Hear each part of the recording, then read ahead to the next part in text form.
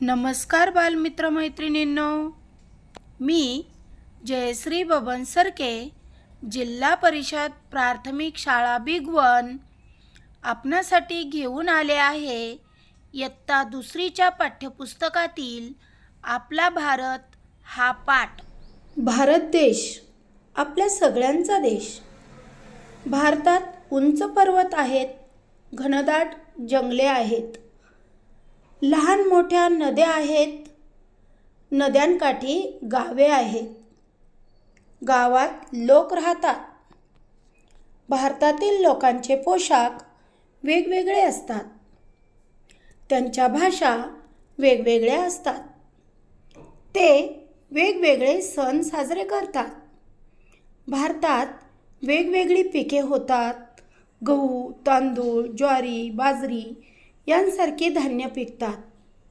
हरभरा, तूर, मूग, वाटाणा यांसारखी कडधान्य पिकतात। केळी, डाळिंब, संत्री, मोसंबी, सफरचंद अशी फळे पिकतात। लोकांच्या आहारात तेथील धान्य, कडधान्य, भाज्या आणि फळे असतात। भारतात अशी विविधता आहे। आपल्या भारताचा राष्ट्रध्वज तिरंगा आहे। जन गण मन हे आपले राष्ट्रगीत आहे। शेतकरी शेतात कष्ट करतात, कामगार कारखान्यात काम करतात, सैनिक आपले रक्षण करतात।